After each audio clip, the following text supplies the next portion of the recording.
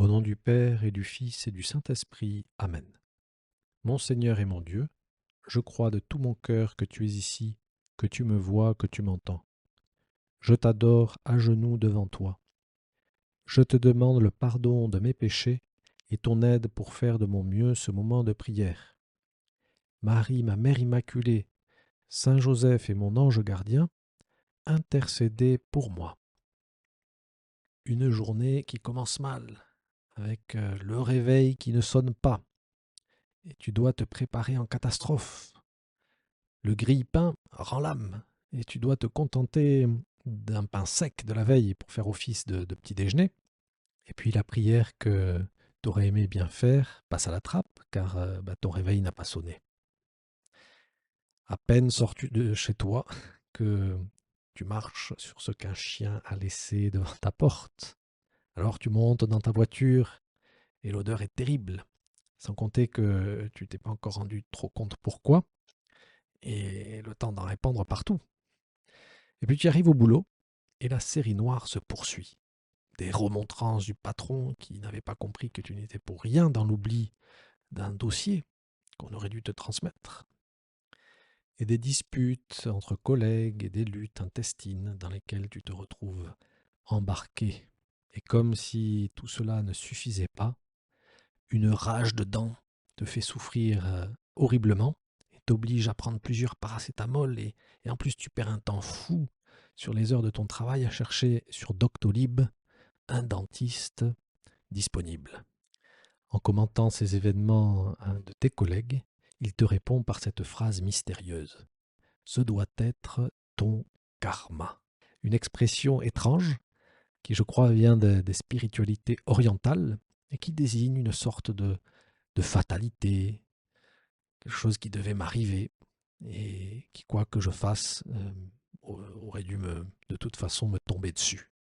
Un peu comme si on n'avait aucun pouvoir sur le cours des choses de notre vie.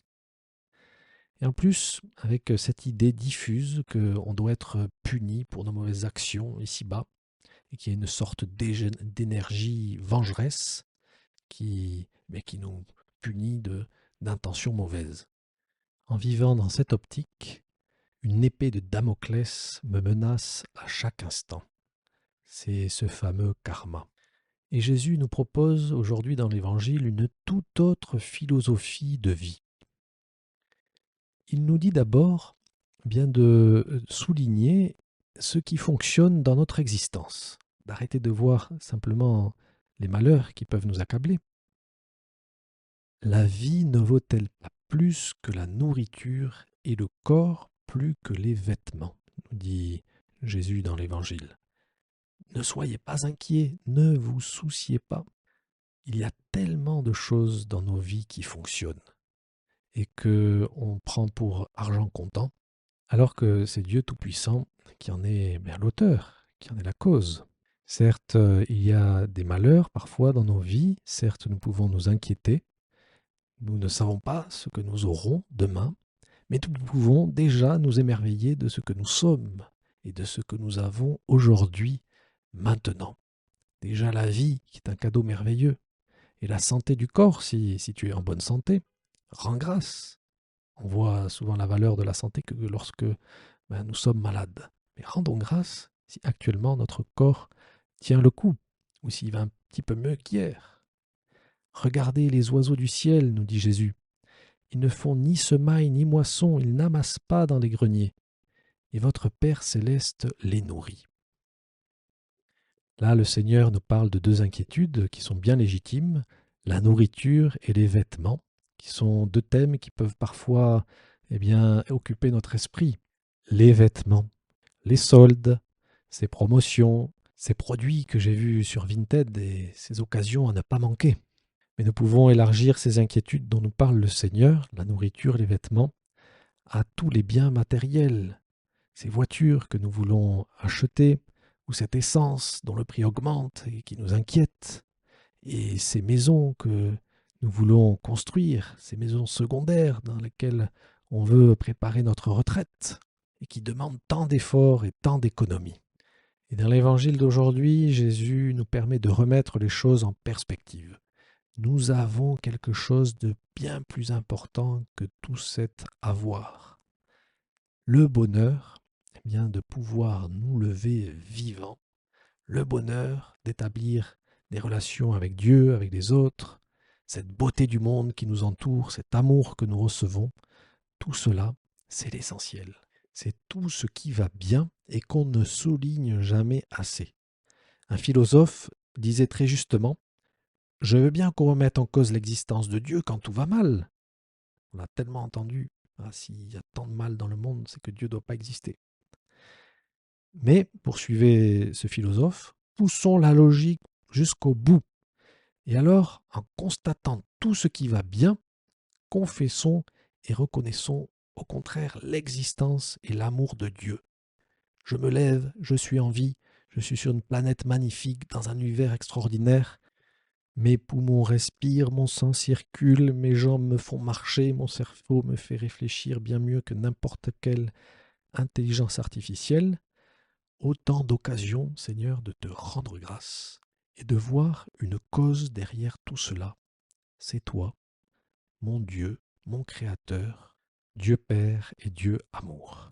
En continuant à nous faire observer la nature, Jésus va nous révéler quelque chose de très puissant. Il nous dit ceci: observez comment poussent les lys des champs. Ils ne travaillent pas, ils ne filent pas. Or, je vous le dis, que Salomon lui-même, dans toute sa gloire, n'était pas habillé comme l'un d'entre eux. Il y a une beauté magnifique dans la nature, et derrière cette beauté, eh bien, il y a un Dieu amour qui nous a créé ce monde pour qu'on l'aime, qu'on le contemple, et qui nous fasse revenir à lui. Par ce discours si beau, Jésus veut nous faire prendre conscience d'une vérité, c'est qu'il existe une providence divine. Et cette providence, ce sont ces dispositions par lesquelles Dieu conduit avec sagesse et amour toutes les créatures jusqu'à leur fin. C'est la définition que tu peux trouver dans le catéchisme de l'Église catholique de la providence divine.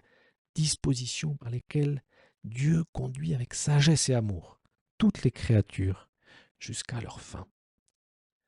Alors, si nous sommes convaincus que derrière tout ce qui nous arrive, il y a une providence, alors nous aborderons la vie avec une espérance complètement renouvelée, et nous n'aurons plus peur d'un karma anonyme et vengeur qui nous tombe dessus, mais nous pourrons voir dans tous les événements de notre existence le Seigneur qui est là. Alors il faut bien comprendre la providence. Ce n'est pas une organisation du monde comme un homme jouerait avec ses marionnettes et manipulerait des objets. Rien n'est plus contraire à la providence de Dieu. Oui, Dieu est provident, mais dans le sens où il suscite des pensées chrétiennes dans les cœurs, des réactions pleines d'amour dans les corps qui souffrent. Jésus a ce pouvoir d'insuffler dans le cœur de millions de chrétiens des sentiments, les mêmes sentiments que le Christ. Il meut les cœurs. C'est pour ça qu'il nous dit dans ce même évangile de chercher le royaume de Dieu. Mais dans d'autres passages de l'évangile, il nous dit que ce royaume des dieux est avant tout dans les cœurs. Et donc la providence de Dieu, elle agit avant tout à l'intérieur des âmes. Et c'est pourquoi bien, nous comprenons que cette providence, elle est aussi mystérieuse, qu'elle interagit avec la liberté humaine. Alors oui, la douleur, le mal et le péché nous font souffrir. Ils sont difficilement explicables. Et cela peut nous inquiéter. Mais Jésus nous appelle à la paix. Ne t'inquiète pas, ne te soucie pas. Si tu es attentif, attentive, alors tu remarqueras que même si le mal te frappe, même si la douleur t'accable, et même si tu regrettes profondément tes péchés, et même si tout cela reste un grand mystère, dans ces épreuves, le Seigneur nous accompagne. Il souffre avec nous. Il nous dirige vers lui, sagement, amoureusement, comme dit le catéchisme. Et quand nous péchons, il est là aussi pour redresser la barre, pour réparer, pour nous sauver, pour peu qu'on lui montre que nous regrettons profondément notre péché. Si je comprends bien la providence, je ne serai pas béat, attentiste et les mains toujours tournées vers le ciel en attendant que tu agisses. Non, Si je crois en la providence, je verrai Dieu qui m'accompagne.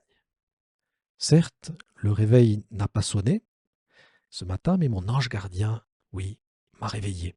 C'est quand même mieux que rien, non? Alors oui, mon grille-pain était grillé, mais au moins j'ai quelque chose à manger.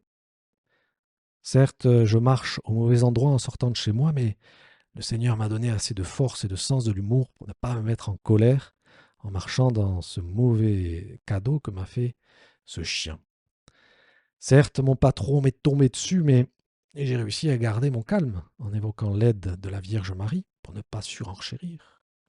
Certes, les disputes et les rivalités ont miné un peu ma matinée, mais j'ai lutté avec l'aide du Christ pour ne pas en rajouter et pour essayer de changer le cours de l'ambiance en faisant une blague qui a décontracté tout le monde grâce au Saint-Esprit qui m'a soufflé ce bon mot.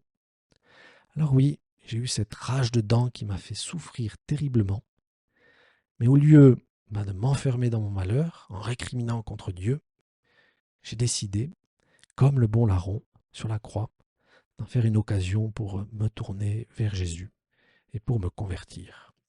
Alors oui, la douleur que Dieu ne veut pas et le mal que Dieu subit plus que moi reste toujours un mystère. Mais Jésus nous invite à ne pas réagir comme des païens, à ne pas croire dans le karma, mais à confier en la providence divine qui nous fera voir que quoi qu'il arrive, Jésus est à nos côtés et qu'il nous conduit sagement, amoureusement, à bon port en cette communion avec Dieu le Père, Dieu le Fils et Dieu le Saint-Esprit pour un bonheur sans fin.